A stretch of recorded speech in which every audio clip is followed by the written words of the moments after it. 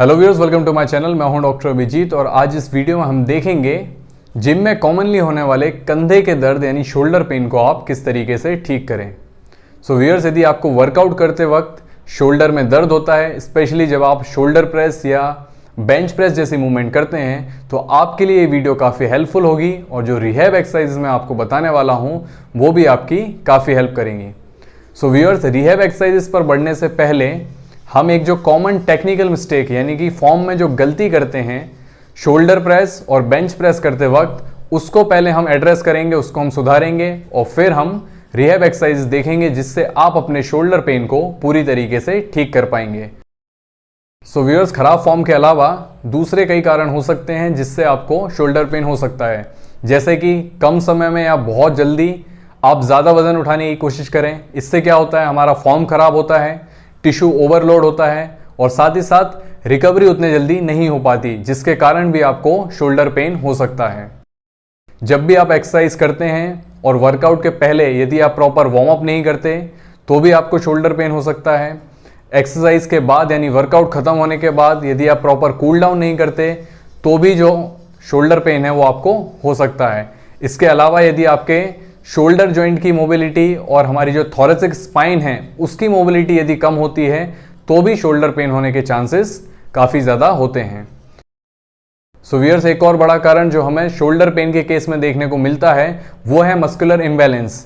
ऐसे केसेस में क्या होता है कि जो लोग पुश मूवमेंट्स पर ज़्यादा फोकस करते हैं, चेस्ट पर ज़्यादा फोकस करते हैं और बेंच प्रेस जैसी मूवमेंट्स करते हैं, लेकिन पुल मूवमेंट्स जैसे कि रोइंग या फेस पुल जैसी एक्सरसाइजेस को कम करते हैं जो कि हमारे बैक पर फोकस करती हैं, तो इससे क्या होता है, हमारे जो चेस्ट है, जो चेस्ट मसल्स हैं वो हमारे बैक मसल्स को डोमिनेट करते हैं, जिसके कारण पोस्चर में भी बदलाव आता है और साथ ही साथ हमारी बॉडी का जो मैकेनिक्स है उसमें भी बदलाव आता है, जिसके कारण शोल्डर पेन आपको हो सकता है। सो व्यूअर्स, इनमें से कोई एक कारण या फिर सभी कारण एक साथ मिलकर आपको शोल्डर में दर्द पैदा कर सकते हैं।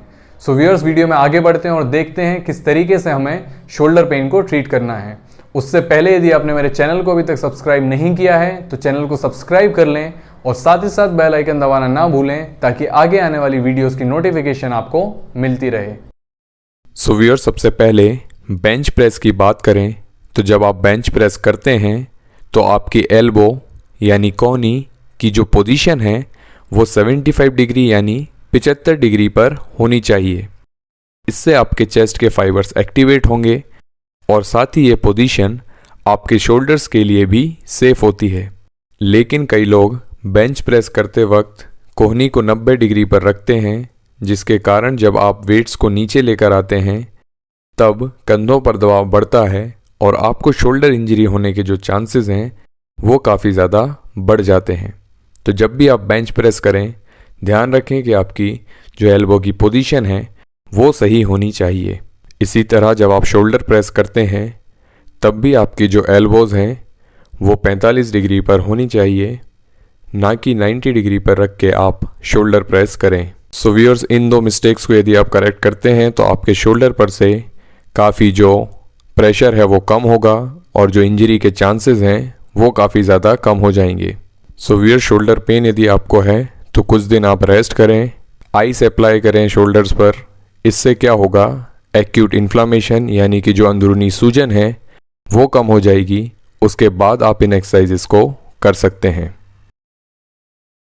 पेक्टोरल स्ट्रेच के लिए आप इस तरह दोनों कोहनी 90 डिग्री पर मोड़कर हाथों को प्लेस कर लें।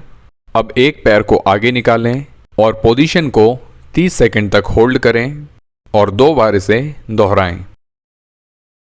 अब अपने हाथों की पोजीशन को चेंज करें और ऊपर इस तरह प्लेस करें।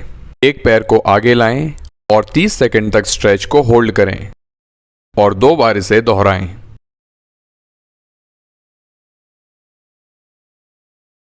इसी तरह अब नीचे हाथों को प्लेस करें और स्ट्रेच करें। 30 सेकंड तक होल्ड करें और इस स्ट्रेच को भी 2 बार दोहराएं। इस तरह जब 120, 90 और 45 डिग्री पर जब हम चेस्ट मसल्स यानी पेक्टोरल्स को स्ट्रेच करते हैं तो इससे पेक्टोरल्स के अलग अलग मसल फाइबर्स को हम टारगेट कर पाते हैं। आप इस स्ट्रेच को दरवाजे पर या फिर दीवार के कोने पर भी कर सकते हैं। इस एक्सरसाइज के लिए आप साइड लाइंग पोजीशन में लेट जाएं, ऊपर वाले पैर के घुटने को मोड़ लें, आपके दोनों हाथों को सामने सीधा रखें। अब इस पोजीशन को मेंटेन करते हुए अपने कूल्हे को स्थिर रखें और ऊपर वाले हाथ को पीछे ले जाएं। आपको अपनी गर्दन को भी सांस में पीछे लेकर जाना है। इस मूवमेंट से हमारी थोरेसिक स्पाइन रोटेट होगी और थोरेसिक स्पाइन की मोबिलिटी यानी कि स्पाइन की जो मूवमेंट है वो इम्प्रूव होगी। ध्यान रखें, जब आप पीछे जाएंगे तब आपको सांस छोड़नी है। आप एंड पोजीशन को 5 से 10 सेकंड के लिए होल्ड कर सकते हैं और इस एक्सरसाइज को आप 10 बार दोनों तरफ से रिपीट करें। इस स्ट्रेच के लिए आप एक हाथ को सामने सीधा रखें। अब दूसरे हाथ से कोहनी के थोड़ा सा ऊपर पकड़कर हाथ को ऑपोजिट शोल्डर की तरफ लेकर जाएं। इस स्ट्रेच को आप 30 सेकंड तक होल्ड करें और 2 से 3 बार इसे दोहराएं। इस स्ट्रेच से शोल्डर का पोस्टीरियर कैप्सूल स्ट्रेच होगा, जो कि शोल्डर पेन के केसेस में टाइट हो जाता है। इस स्ट्रेच में अपनी गर्दन को एक तरफ रोटेट करें। अब नीचे अपनी जेब की तरफ देखें और हाथ की मदद से गर्दन को नीचे की तरफ स्ट्रेच करें। इससे लेवेटर स्कैपुली मसल स्ट्रेच होगी। आप इस स्ट्रेच को 30 सेकंड्स तक होल्ड करें और 2 से 3 बार इसे दोहराएं। आपको गर्दन के इस हिस्से में खिंचाव महसूस होगा। इस स्ट्रेच के लिए आपको एक हाथ से चेयर या बेंच को इस तरह नीचे पकड़ना है और दूसरे हाथ से गर्दन को ऑपोजिट डायरेक्शन में इस तरह स्ट्रेच करना है। एंड पोजीशन में आप करीब 30 सेकंड तक होल्ड करें और 2 से 3 बार गर्दन के दोनों तरफ इस स्ट्रेच को दोहराएं। इससे आपके अपर ट्रेपेजियस मसल्स स्ट्रेच होंगे। इस स्ट्रेच के लिए आप अपने दोनों हाथों को इस तरह दीवार पर रख लें। आपके दोनों पैर कमर की चौड़ाई पर रहेंगे। अब इस पोजीशन से घुटनों को हल्का सा मोड़ते हुए अपनी पीठ यानी मिड बैक को नीचे की ओर झुकाएं। इस स्ट्रेच से आपके दोनों तरफ के लेटिसिमस डॉर्साई मसल स्ट्रेच होंगे। स्ट्रेच को आप 30 सेकंड तक होल्ड करें और वापस स्टार्टिंग पोजीशन में आ जाएं। आप इस स्ट्रेच को 2 से 3 बार दोहराएं। यदि इस तरीके से स्ट्रेच करने में आपको कंधे में दर्द आए तो आप इस तरह हाथों की पोजीशन को न्यूट्रल रखते हुए स्ट्रेच परफॉर्म कर सकते हैं। इस एक्सरसाइज में आपको अपनी कोहनी को 90 डिग्री पर मोड़ना है। आपकी कोहनी आपके ट्रंक के कांटेक्ट में रहेगी। अब यहाँ से आप रेजिस्टेंस बैंड के खिलाफ एक्सटर्नल रोटेशन यानी बाहर की तरफ मूवमेंट करेंगे।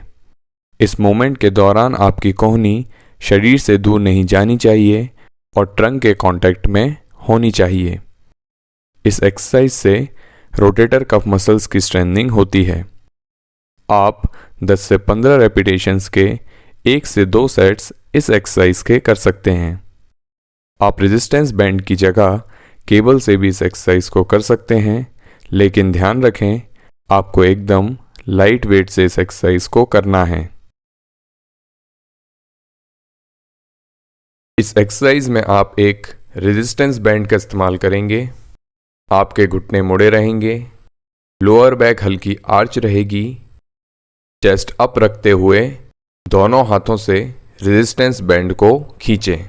आपकी कोहनी शरीर के करीब रहेगी। एंड पोजीशन में 2 से 3 सेकंड तक आप होल्ड कर सकते हैं। इस एक्सरसाइज के 8 से 12 रेपिटेशंस के 2 से 3 सेट्स आप कर सकते हैं। बैंड को खींचते समय आपको सांस छोड़नी है। इस एक्सरसाइज में आपको हल्के से घुटने मोड़ने हैं। हल्की सी आपकी जो बैक है वो भी आर्च रहेगी। इस पोजीशन से रोप अटैचमेंट को पीछे की तरफ आपको खींचना है और इस तरह एंड पोजीशन में लेकर जाना है। इस पोजीशन में हमारे जो शोल्डर्स हैं वो कंप्लीट एक्सटर्नल रोटेशन पोजीशन में होंगे। इस एक्सरसाइज से हमारे पोस्टीरियर डेल्टॉइड, मिडिल और लोअर ट्रेपेजियस के साथ साथ इंफ्रास्पाइनेटस और टीरीस मेजर मसल ट्रेन होती है। इस एक्सरसाइज के आप 10 से 15 रेपिटेशंस के 1 से 2 सेट्स परफॉर्म कर सकते हैं।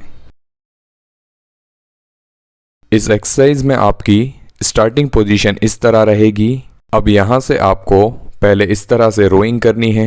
इस पोजीशन में आप करीब 2 सेकंड तक रुकें। अब यहाँ से आप इस तरह एक्सटर्नल रोटेशन करेंगे और यहाँ भी करीब 2 सेकंड तक रुकेंगे। फिर वापस स्टार्टिंग पोजीशन में आपको आना है। आप इस एक्सरसाइज की शुरुआत 5 रेपिटेशन से करें और 2 से 3 सेट्स आप कर सकते हैं और धीरे धीरे जो नंबर ऑफ रेपिटेशंस हैं उसको आप बढ़ा सकते हैं। जब आप इस एक्सरसाइज को बिना दर्द के आसानी से करने लगें तब आप इस मूवमेंट में ओवरहेड प्रेस भी जोड़ सकते हैं, जहां पर आप रोइंग और एक्सटर्नल रोटेशन के साथ ओवरहेड प्रेस भी करेंगे और ऊपर 2 से 3 सेकंड तक होल्ड करेंगे। आप इस एक्सरसाइज को रेजिस्टेंस बैंड से भी कर सकते हैं। ये एक्सरसाइज स्कैपुलर और रोटेटर कफ मसल्स पर काम करती है, जिससे शोल्डर की ओवरहेड स्ट्रेंथ और स्टेबिलिटी यानी स्थिरता बेहतर होती है।